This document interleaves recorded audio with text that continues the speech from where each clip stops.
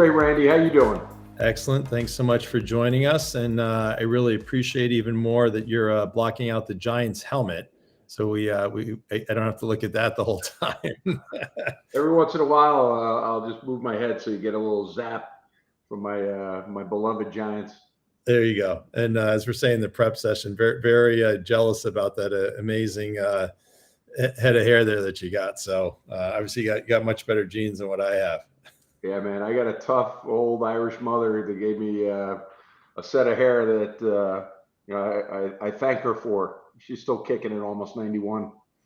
I used to and still tell Roger Marino he has a similar clump. And so you sure that's not Velcroed on? Yeah. But anyway, I get asked all the time if I diet. I don't diet. Let's cover that. There you go. Just got lucky.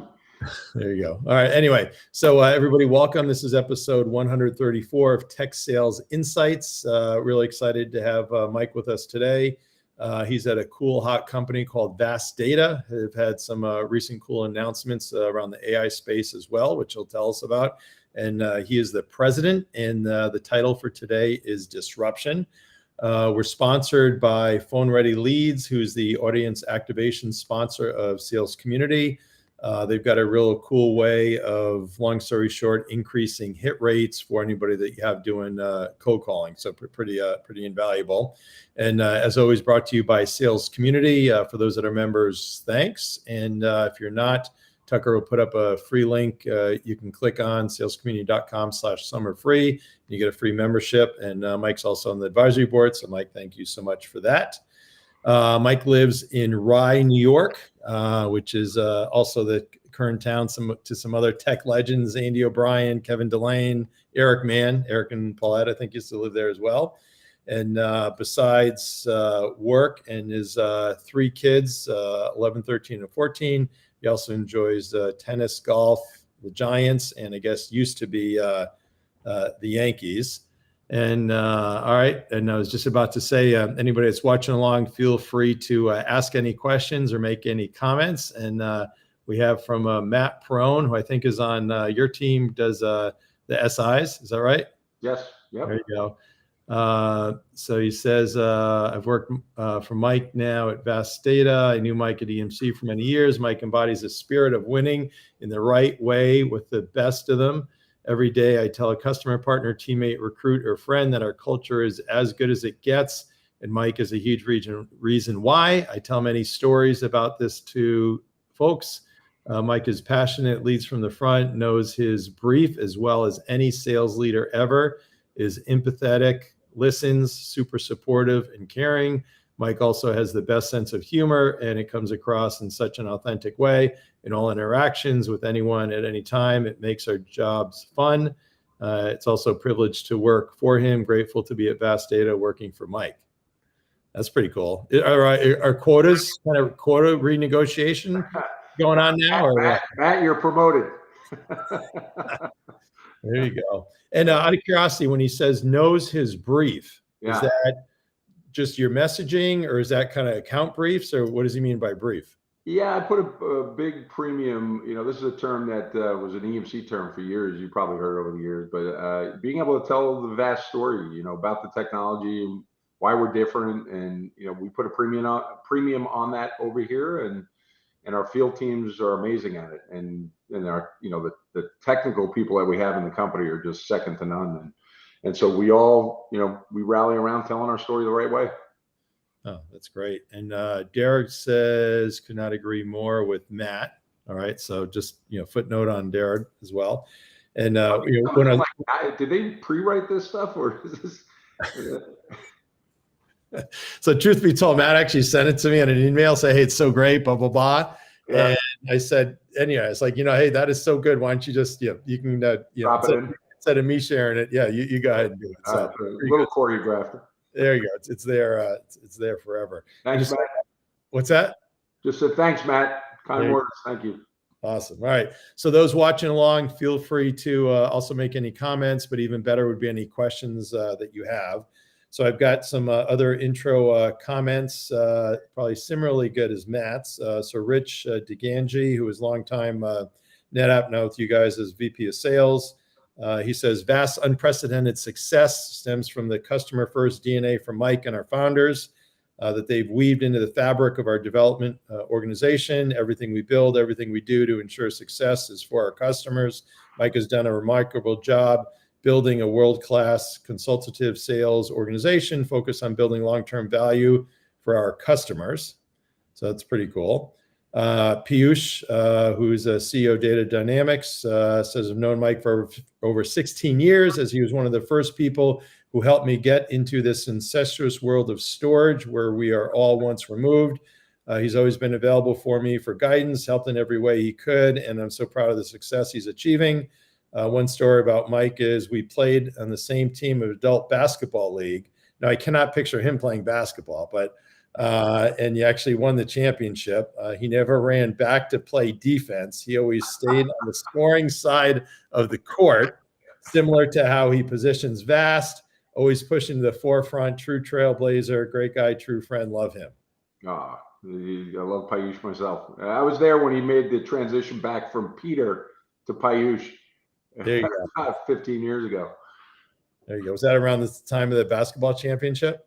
I don't even remember the freaking bad. I remember we played together, but I don't remember winning the championship. That might be embellished.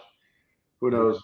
There you go. So I know you played basketball at Alfred University. You were captain in the Hall of Fame. So in college, did you have to play defense, or was just no defense? Was that something after college? Yeah, that's just a fabrication on Peter's part or Piyush's part. I think I still have the all-time record for block shots at Alfred, all-time rebounding. There you go. You don't get those things not playing defense, so that's fabricated. There you go. All right.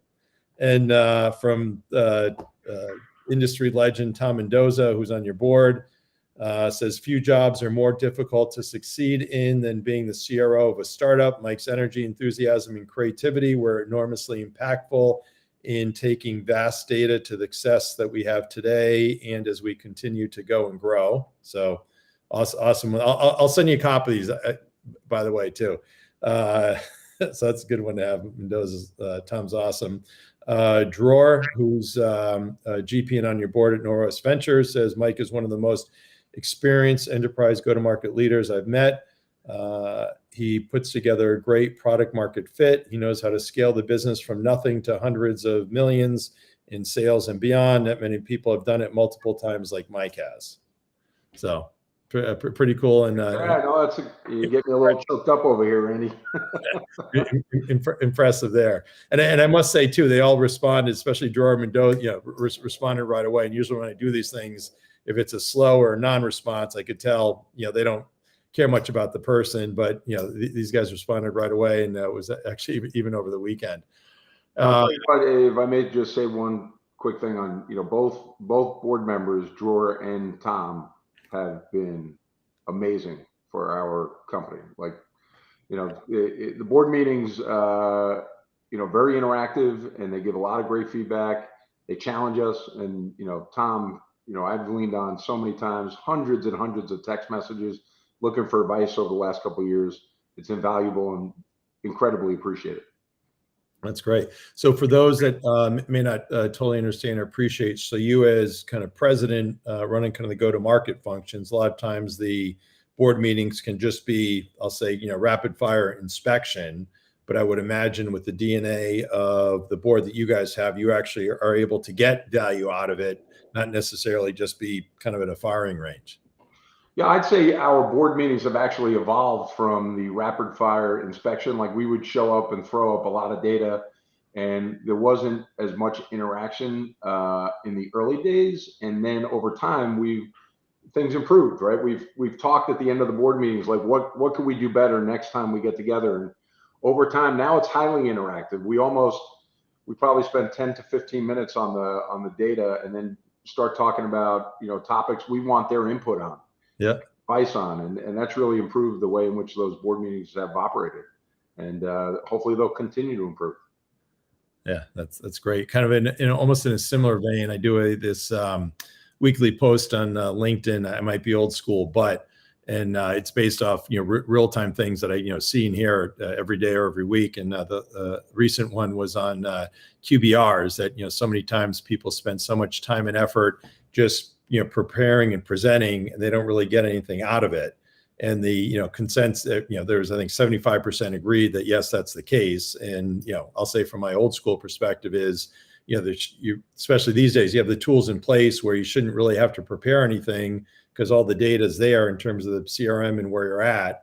And then, the concept of actually having asks. So that's something I always did. I'm sure you do as well, right? So if you go into QBRs, okay, what can we do to help you? What suggestions do you have? What's help that's needed? So in a similar vein to how your board meetings have evolved, that's, I'd say, how, the best in class QBRs should happen as well, which don't usually happen. You have any comments on that? Yeah, I couldn't agree more. As a matter of fact, like when we get in these QBRs and we start talking about a deal, if I, like in the middle of it, if I say to somebody, are you going to get the deal? And they're like, yeah, I'm going to get the deal. I'm like, well, let's move on. Let's go to the ones where you need help. Yeah, Let's exactly. talk about the ones that maybe, we're behind and maybe on the verge of losing a deal. Let's talk about those. How can we help? That's the purpose of a QBR. It's not, there is a level of inspection to it. It does force the reps to clean up their operational, stuff and get the dates right and put their notes in and keep them focused on following our sales process that we are pretty proud of. But yeah, I can't stand being in a QBR where it's just, the rep talking at you about their deals. Like those are there for the purpose of helping. That's Awesome. There you go. But back to your great commentary on your board meetings, and great job on that. So Libby throws something up here. Says, "LOL, the sales community need a fact checker." Oh, there you go. Is that the defense thing? Yeah, I mean, I prefer the offense on this in basketball. Sure, who doesn't? There you go. And Sam says or asks, how would you say your sports background has influenced your ability to lead and scale revenue teams? Great question. Yeah, it's a great question. I got to think about that one. So, I think, I think passion is what defines me, and whether I'm playing tennis as an old man nowadays, or playing basketball back in the day, or being in my role as president of AST, I think people feel that passion. I think that stems from a background of having played sports my whole life, and I think it carries forward into my business career. Right? People tell me they feel and can sense the passion that I bring to the table, and I think that has a lot to do with sports. Awesome. And probably know the concept, no I in team, right? So you're kind of that teamwork, collaboration, no matter what job function you are, generally speaking, it's, for those that have been on, part of team sports, helps a lot. And, that was, a lot of us early on at EMC, of course. So from Mike Riley says, I understand that Tom doesn't like, so I'm assuming this is Tom Mendoza, doesn't like sports. So obviously he's being facetious.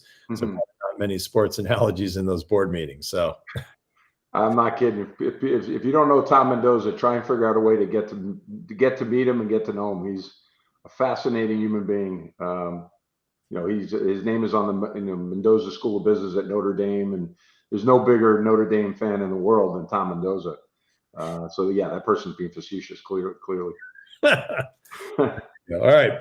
So jumping in here. So we'll start talking about your professional background. So you're Alfred University, basketball captain, Hall of Fame. What was your first job out of college? I worked for a company called Isotech, which was an acronym for In Search of Excellence Through Effort and Commitment. And I sold telephone systems in Long Island City, Queens, knocking on doors. And eventually we acquired a company called Executone. Anybody who's in that business back in the day, they recognized Executone more than Isotech. But yeah, I was there for a few years and then went over to MCI for the 90s. Awesome. Very cool. And then your career from there, which I think was mostly EMC, then VAST? Well, no, I had a little window of time where I completely mistimed a career move that really backfired. So I went to a startup, a company called Tellergy in March of 2000. The NASDAQ was trading at like 5,100, and a month later it was trading at 3,500. And a few months after that, it was under 2,000. And so, when I went there, the S1 was already filed. We were the hottest next this is after Global Crossing. If you remember, they went crazy. So Merrill Lynch and Goldman Sachs were fighting over the IPO. So we split it. Like, that's how hot the company was. I was already thinking about the house in the Hamptons and, what kind of car I was going to drive. And it just, from a timing perspective, it was awful. And so we were bankrupt by 2 weeks after 9/11. And then I went out and raised $7 million with 3 other people to go buy the assets that they spent hundreds of millions of dollars putting in the ground in New York City. And we got to bankruptcy court in Utica, New York. And unfortunately, Con Edison was still in the communications business, and they had better lawyers and deeper pockets. So we lost out to them.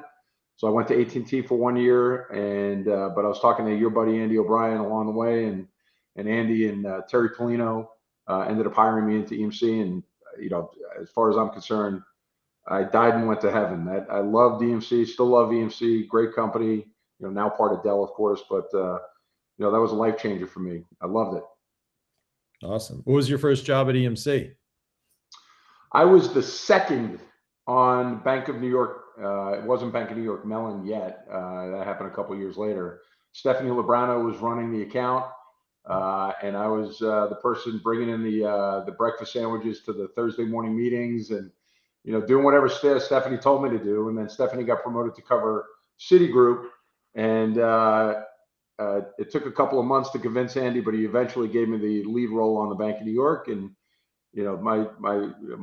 I had probably had 10 to 15 people from the bank at my wedding, just great personal relationships. Still have some of them to today, and just great people. It was a perfect way to join EMC because I didn't know a thing about data storage. I couldn't have told you, what a storage array was versus a toaster oven at the time. So being under Stephanie's watch was good for me because she knew what she was doing, and I could learn the business. Oh, that's awesome. I'm trying to think. There's a longtime CIO. Was it like Mulligan or something like that? Ed Mulligan. Yeah, I love Ed Mulligan. He was at my wedding. Yeah, great guy. Man, that's a blast from the past. Yeah. Steve Alessi, Matt Sankin, Bill Brown. I mean, they're just great people. Darlene Hoffman ran procurement. Steve Ginsburg, just legends. They were just fabulous people to work with. That's great. So after being at EMC for I think about 15 years or so, how did you end up getting to Vast? So this one's a story. So I got lucky, right? I got picked by Bill Scannell. I'll tell you the whole story. Right? We both know Billy. Billy's a legend in the industry. Oh, Billy, yep. Yeah, and he and I played golf in January of 2012. And he asked me what I wanted to do next. And I said, do you want Joe Profeta's job, my old boss in New York? And I'm like, sure, but Joe's 51 and he can hold a plank for about 25 minutes. The guy's in great shape. He's not going anywhere. So what I'd love to do, Billy, is next time we acquire a new technology like Data Domain or Isilon, I'd love to run sales globally. I love selling the new stuff. And a year later, I got a phone call. Billy has this legendary Post-it in his office that your name needs to be on if you ever want to get a promotion. That's a little secret for the people out there. So get your name on the Post-it because that's what reminds them to call people when jobs open up. And he called me, and that's how I ended up at Vast, actually. The guy who invented Extreme IO, which was the product I was asked to build a business around in 2013, the inventor was a guy named Renan Hollick, who was not a founder of Extreme IO, but he was the guy, the brains behind the architecture and the technology. And he's the guy who founded Vast. And he left in 2015. He broke my heart in the process. We really worked incredibly well together. He actually asked me to join him at the time. He's like, come with me, let's found the company together.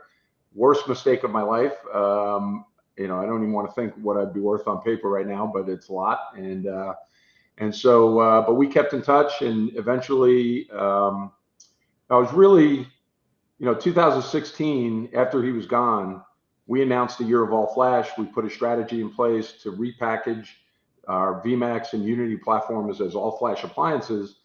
And you have to understand, for the 3 years I was in that role, there was a lot of people resisting this move to solid state technologies. And we got out of 2016, and I thought we were done with all the debates and, whether or not we should lean into this inflection point. I had Michael Dell on on election night 2016 holding a dinner napkin with the hashtag Yof on it. Yof was Year of All Flash. And so, so I thought everybody for the first time in a few years was on message, all leaning in.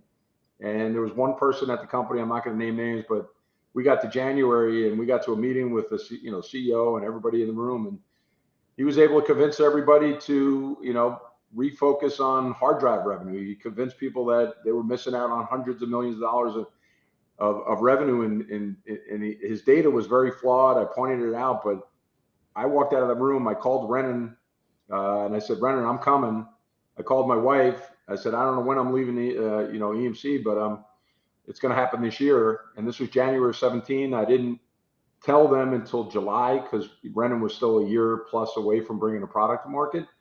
And I just asked Billy to let me out of my, non-compete. And they went in a different direction. They wanted to, we spent the next 4 months talking about retention packages and trying to, figure out a way to stay. And I just kept saying, I don't want to be here anymore. And then finally in November, they packaged me out. I took a package and I had to sit on the sidelines for just about a year. And I joined Vast in 2018. Nice. It's been an amazing ride. And when you started there, what was revenue? Was next to nothing, right? We weren't shipping a product yet. I got there in September of 18 and we shipped in December. So the revenue was zero. Wow. And this is probably a timely comment. So Sean Raftery says 7 years later, that debate is still happening. That's awesome. Sean, we got to catch up. I owe you a phone call. There you go. I assume not related to Bill. No. And John Fox says, Mike, always appreciate your guidance, stories, and friendship. This is a great episode. So for everybody doing nice comments, that's awesome. But again, feel free. I got questions, but if you want to ask any questions, please feel free. So to figure out kind of, I'll say, product market fit and those early customers and things like that. I know you could talk kind of all day about it, but any kind of couple takeaways for those that might be in a similar situation at, startup companies now? In terms of, I missed the beginning of that, Randy. I'm sorry. Oh yeah. So going from you're kind of big company sales leader. Oh, right? Yeah. Going to a startup. Yeah. I'll tell you what, the first few months were miserable. You don't realize how much you lean on the mothership at a big company, and you show up and it was, me, the CEO and the head of products in a tiny little WeWork office. There's no anything. There was no comp plans. There was no, there's no intranet to go pull data down on. I mean, it's just, starting from complete scratch, and you just never know if a product's going to be as good as the PowerPoint. I've been saying this for years. Like, first things first is make sure that you are joining a company that truly has a track record of delivering high quality products like Renan did. Because that's you could be the greatest salesperson in the world, but if you got a shitty product, we like to curse, I don't know, a crappy product, right, then it's it's going to be impossible to be successful. Right. I would say Renan was in the R&D team, led by Shachar Feinblit in Tel Aviv. These guys over delivered. Like, the product is so much better than what the original early PowerPoints led customers to understand. We're so far beyond what the original plan was, and we had a big announcement yesterday. We talked about a lot of this, and it's pretty exciting stuff. Awesome, very cool. And just so from some of the data points, so 0 to 100 million ARR in 3 years, growing ARR 2.5x per year, cash flow positive in 3 years, ASP 1.4 million. I mean, that's just, so you think about those early days of those first 3 months, if anybody would ever said, hey, this is what it's going to be like in a pretty short period of time. Yeah, I mean, it's been a wild ride. I mean, you go back to we're doing like, a handful of transactions every quarter, measured in single digits, low single digits in the early days, right? And you're trying to figure out where the product fits. The product at the time didn't do much more than store and allow you to access data. It didn't have a lot of the features and functionality that you need to be able to get into like the large enterprise as an example. So you got to really, in terms of a tip, make sure you understand your ideal customer profile at every step in the journey. As new, early days when before you get all the functionality you might need to be successful to go after the whole market, you got to really focus your energies on where you could sell the product and not get diluted by going to sell to places, like we didn't spend any time with the big banks in the early days because we knew they wouldn't consider us. We didn't have encryption, we didn't have replication, so we stayed away from them. Wow, awesome. So now we talked about knowing your brief. So what's the brief and the vast story now? And know you had some huge announcements yesterday. Well, I mean, to understand what we've done from a data platform standpoint, the industry has probably had. I asked the folks at Gartner one time how many storage companies have been founded over the years, and they guessed 500 or more. But if you look underneath the covers, they're all basically one of three architectures. A dual control architecture, which came out in 1989, a company called Auspex. They originally released it. A few years later, NetApp came out, and they ended up killing Auspex over the next few years. But even today, that's still the most widely used storage architecture. Flash array from Pure, PowerStore from Dell EMC. But that system can't really scale. It's a dual node architecture. You can't add any additional performance to it.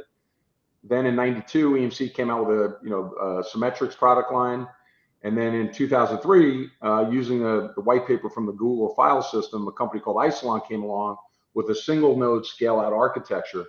But all of those architectures underneath the covers are using a protocol that came out in 1978. And it was built for sequential media, a SCSI protocol or SAS protocol. And when Renan set out to build VAST, there was a new standard emerging that the industry collaborated on called NVMe over Fabrics. And he built the VAST architecture leveraging that, and NVMe over Fabrics is built purposely to take advantage of NVMe solid state drives, which has not one lane in and out of a drive like a hard drive, but 32 PCIe lanes as an example. And so if you're using a protocol from 1978, you're not getting all the performance you can get out of a solid state system. And when he started thinking about the architecture, what he tried to solve for was the future, not for the workloads of 2015 when he founded the company, but he was thinking of AI, autonomous driving. A lot of these types of technologies were beginning to emerge back then. So he wanted to be able to scale a system into the exabytes, and he freaking nailed it. I mean, he nailed it. Our system is able to get, we have customers today running hundreds and hundreds of petabytes in a single file system. None of those other architectures can do that. And so we don't see anybody really able to compete with us in the long run. We may lose an occasional deal today on some existing workloads. We don't lose very often, about 15% of the time. But in anything with future type workloads, AI, machine learning, deep learning, we win just about every single deal we compete for because the technology is that far superior than anything else out there. Wow. So then you had, I think yesterday, your Build Beyond, talking about your AI automation, discovery functionalities and things like that. Tell us a little bit about those announcements. Yeah, so my wife is, her favorite restaurant in the world is the Outback Steakhouse, and we all know about the Blooming Onion. She likes the Blooming Onion, but she's all about the Alice Springs chicken. And so we're peeling back the onion on the strategy, on what Renan set out to build almost 8 years ago, which is more than just a storage device. So yesterday we announced our Build Beyond. We had our Build Beyond announcement, and there's we talked about the VAST database. So this is a merging of unstructured data, which has been our pedigree for the last 5 years since we brought the product to market, and we're bringing out the ability to have unstructured and structured data for better analytics. Like we're talking 100 times faster querying of data with our VAST database technology. We announced our VAST data space, which is the ability to have data in distributed locations all around the world, where the data, based on policies the customer sets, that the data will move between locations based on those policies and be the source of truth on who's got the latest and most current piece of data around the globe. This is a game changer, right? This is something that has been the holy grail in the world of storage for a really long time. And it's a reality with VAST, and it's something that's really, really exciting. And then we talked about the VAST data engine, but I won't take you through the whole set, set of announcements from yesterday. And you've got some huge partners in HPE, Commvault, NVIDIA as well, right? Yeah, man. The HPE relationship, you know HPE very well, Randy, from your time over there. They've had, that's one of the world's great technology companies for almost 100 years now, right? And the place that they've never had a lot of success in was file system, unstructured data type solutions. They've done real well in the block world, and of course putting, direct attached storage in their servers and things like that. But yeah, we announced the partnership. It's now under they OEM our software, and they have a product called GreenLake for File. So they're out there selling a version of VAST, and the pipeline is exploding, and they've been a phenomenal partner to work with. They've just been incredible. NVIDIA, they were kind enough to speak on our behalf yesterday during the Build Beyond launch. We're the only SuperPod certified network attached storage system. There are some others with SuperPod certifications, but they're running a parallel file system, which adds a level of complexity that enterprise customers don't want to deal with. That's why parallel file systems were never very successful in the enterprise. Lots of outages, lots of tuning, lots of complexity. This world of AI, customers just want scale. They want reliability. Nobody can touch us from a resiliency standpoint. And they need these all-flash solutions to be affordable. And nobody comes close to us on price either when it comes to all flash. Very cool. So HP deal with Antonio Neri, Paul Hunter, any of those guys? Yeah, Antonio's been great to work with. I met with Paul about a month ago. He's been phenomenal. Adnan, who runs the storage team in the Americas, he's been fantastic to work with. And the leadership team, the sales leadership team, they've been so great to work with. Monica Gillet, she's been fantastic. Many others. Very cool. And then Commvault, you got Ricardo, and you got Dave Boyle, and Anthony and Zamino on. I think it was either one or 2 weeks ago. So I was texting with Anthony this morning. He's a great guy. He and I were like, partners in crime back in the day in the New York Mafia, working for Joe Profeta. That's awesome. So good. And then, so besides those big partnerships, then assume you also have something for kind of the channel VAR model as well, in terms of helping you go to market and sell more. Yeah, you know what? We took an interesting approach to the channel. I had a lot of relationships in the big channel partners you would normally expect, WWT and elsewhere, and we didn't spend a lot of time with them. We spent a lot of time with the boutique partners like Cambridge Computing, who's been phenomenal. Like when they write the book on VAST, they really helped us get our business off the ground in the early days, and we still work and collaborate with them quite a bit. But the reason we stayed away is because we're not stupid. Those channel partners have, in some cases, many hundreds of millions of dollars at stake with our competitors, in some cases billions of dollars at stake, and to come in and try and convince them to change overnight to VAST, it's just not realistic, right? So we chipped away, and we're winning deals with them when opportunistically, and now those relationships are starting to turn. We're starting to get a lot more traction in those big channel partners, and it's exciting, right? Because we're becoming more mainstream, more of the functionality that you need to have to be successful with the big banks. We're starting to win a lot of deals in the big banks now and other verticals. And so they're noticing that, like they're realizing like they kind of really have to start thinking about partnering with VAST, or they're going to be on the outside looking in on a lot of deals. Right. Awesome. Well, that's a great lead into our title topic, disruption, right? So they're kind of rest on their laurels with some of the legacy providers, but need to also think about where the puck is going. So from a disruption, you've got some textbook companies with kind of Blockbuster got pushed out because of Netflix and kind of that whole dynamic. NVIDIA disrupting the CPU market. How do you think about disruption?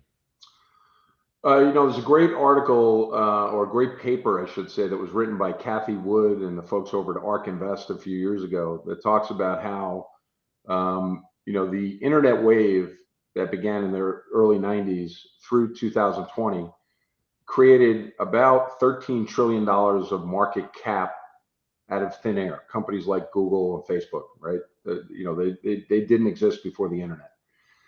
Their projection is that the world of deep learning, which is an umbrella term for like artificial intelligence, machine learning, is going to be about a 10 times bigger opportunity. They believe in a shorter window of time between 2020 and 2037 that there'll be about $87 trillion of market cap creation. So if you normalize that against 25 years, it's about a 10 times big. I mean, who would ever think? I mean, Randy, we've been, this is right in our sweet spot, right? The internet wave was, I mean, would you ever think there'd be a bigger inflection point than the internet? And it's 10 times bigger. And so that's why companies like NVIDIA achieved $1 trillion market cap last month. And we're right in the middle of all that. Like, we've got the best mousetrap in the industry for that space, for that world of deep learning. Nobody, like literally, we don't fear a single technology from any of the big guys that can compete with VAST. And we just got to make sure we stay focused and continue to deliver and continue to execute. We're not a perfect company, but we try and be better every single day. I know that sounds a little corny, but I always think about Derek Jeter, and I know you're not a big Yankees fan, but even like in the last month of his career, he's still out there taking ground balls, after games and after practices, staying late. I mean, that's the type of attitude we want to have at VAST, where people just grind it out and just continue to get better, right? We know we're not perfect, but we're going to continue to try and get better. That's awesome. So, by the way, you may not know, or people may not know, actually, I grew up in New Haven, Connecticut, then Brantford. So I was a diehard Yankee fan. Then with EMC going Europe, Australia, came back to Boston, kind of that all got lost. Obviously, Red Sox now. But Anthony Volpe, who's the young shortstop, had played with my younger son, Billy, for a couple summers. So, I mean, how amazing is that to have somebody young, local, I think Del Barton High School, for the Yankees?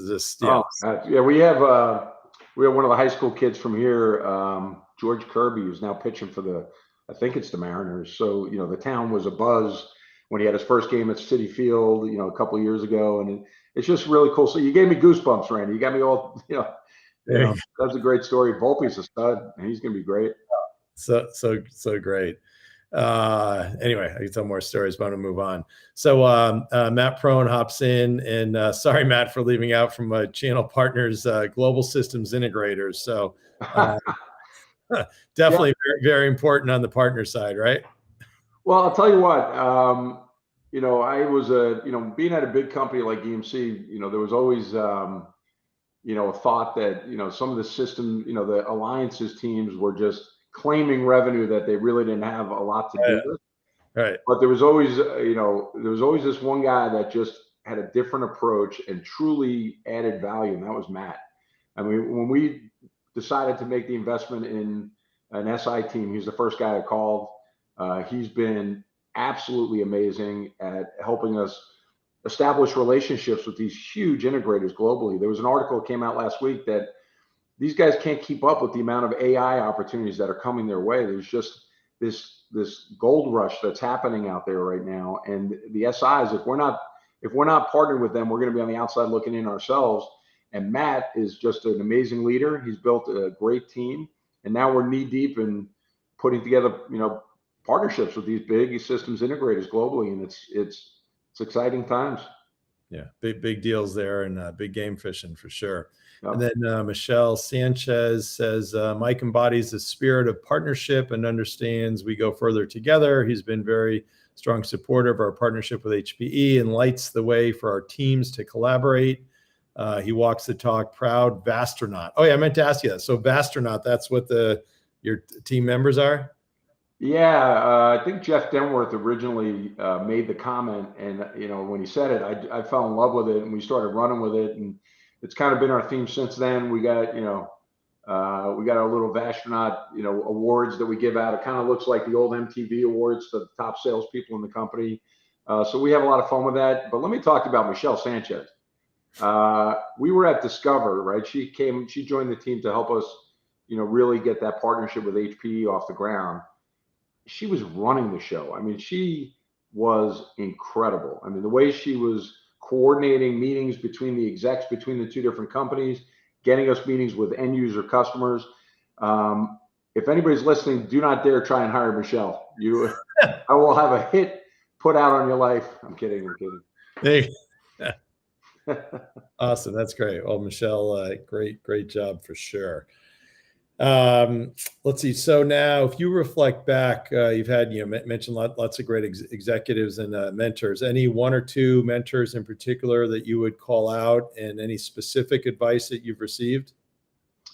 Yeah, I mean, I would say I'm a student of people, right? And I try and pick good things from anybody I work with, whether I work for them or they work for me or whoever.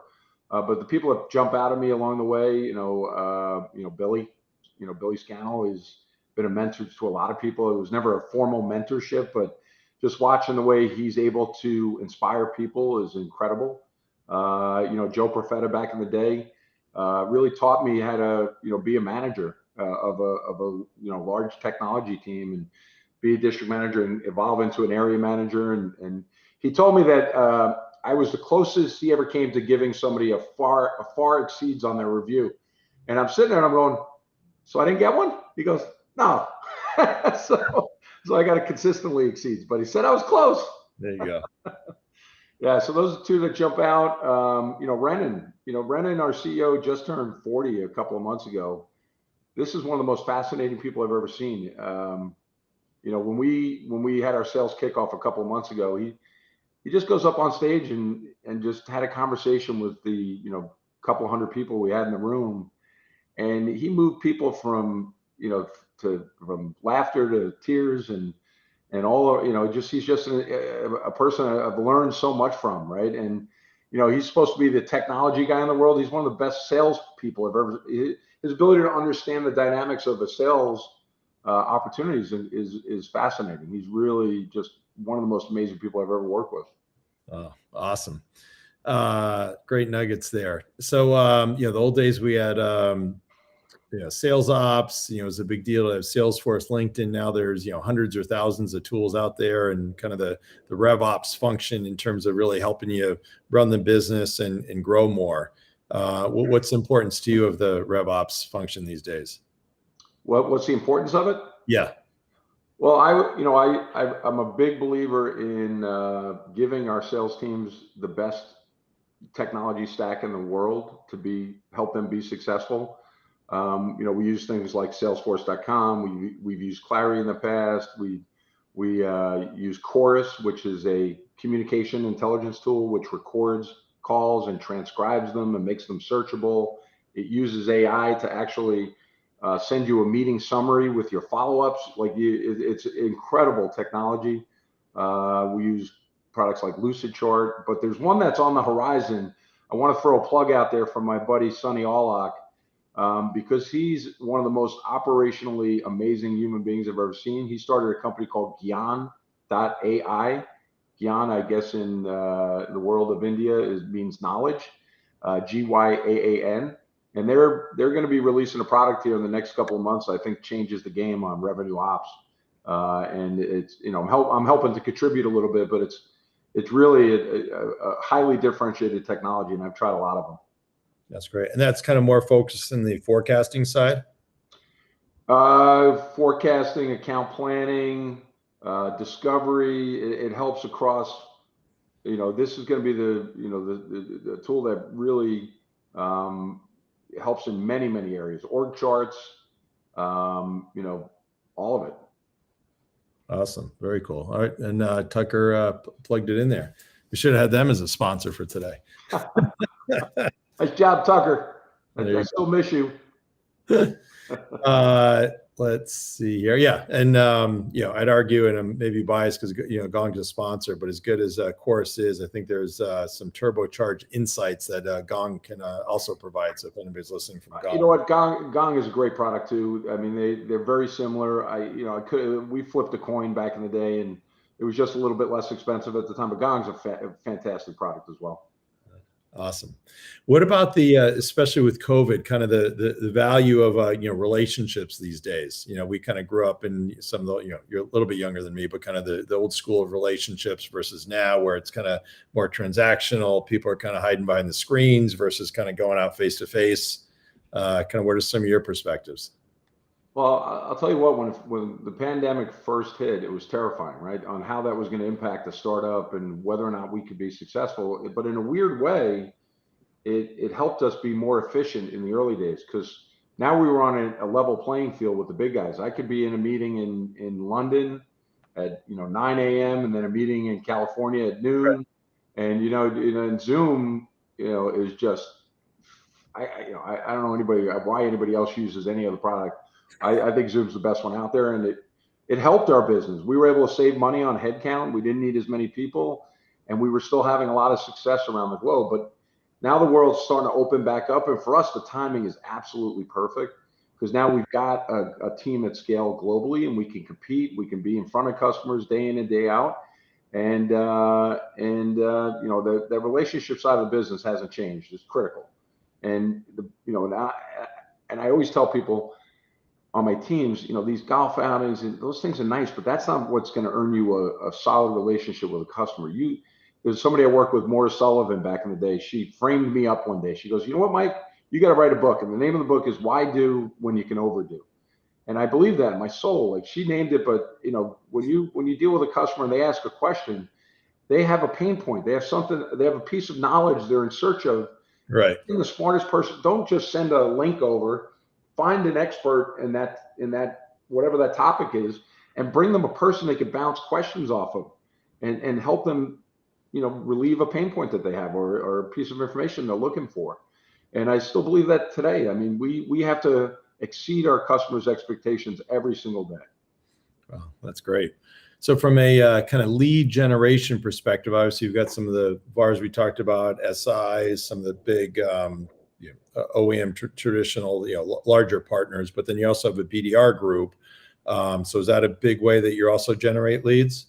We do. We made a big investment in the BDR team a few years ago. As a matter of fact, yesterday we opened up our New York City office on 240 West 37th Street between 7th and 8th, and we've got two rooftops, about 3,000 square feet outside.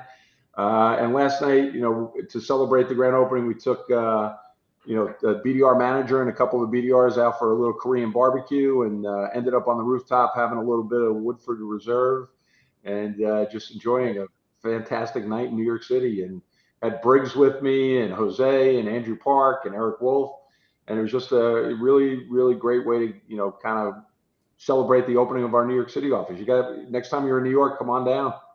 Perfect. Sounds awesome. So besides the kind of traditional focus, I'll say with kind of net new leads and things like that, any other kind of focus areas or messages for them, the BDR group? Yeah, I mean it's a numbers game, right? They have to be smart, and we have to be giving them guidance on which accounts to target, the ones that are best suited for our technology. But once we identify those target accounts for them, it's a numbers game. You got to get on the phones, you got to send emails, you got to get on LinkedIn. It's just activity, right? Somebody once used it, I think it was John Hanlon. Activities are oxygen when it comes to the sales game, right? So without the right activity, you're just not going to get the meetings, and the meetings lead to a proposal and hopefully earning customers business. But you got to get the meetings. That's the beginning of the funnel. Awesome. And we'll follow up afterwards, but Phone Ready Leads, who's our partner today, has done an amazing job. They've got some customers that you may know, Pat and Paul O'Dell at CPP, Greg Casale that has Reveneer, even Tech Target. They've done some great things to help kind of turbo boost the hit rates and things there. So yep. Very cool. And then we're getting toward the end here. So tell us some sales methodologies most people have. We'll do kind of a challenger, medic, med pick, but you've kind of customized something you call your own vast way. Yeah. Tell us about that. Yeah. Everybody starts with the company, gets a book. So it's part a resource, right? It gives sales reps and pre-sales engineers access to case studies and and business cases we've done with customers. The pitch for the different use cases that we have, whether it's AI or data protection, it's all in one spot. But it also reinforces our sales process, which I would say is a combination of best practices we took from Medic and other sales methodologies. But we do a heavy level of discovery with customers, very in-depth part of our process to really understand what their priorities are, not just from a technology standpoint, from a business standpoint. Like, what's important to them? What problems are they trying to solve, and make sure that we're understanding that before we start throwing proposals at the customer.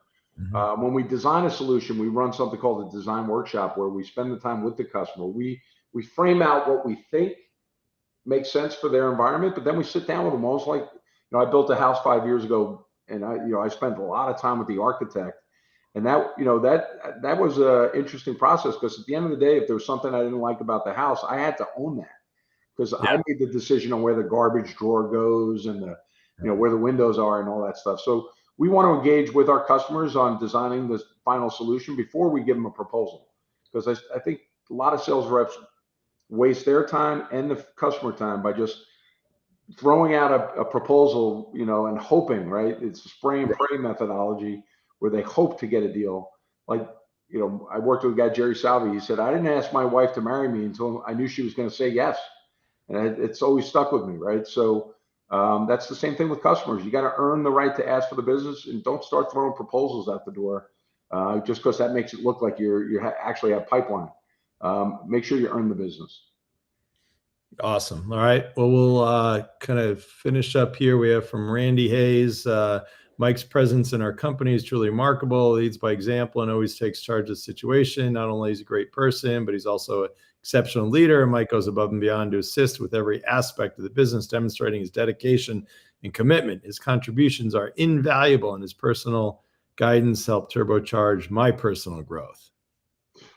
Randy's a tough grader, man. That's a big one. Thanks, Randy.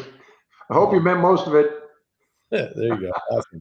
So you've been great. Awesome story about your career, about VAST, kind of different philosophies. So thanks so much.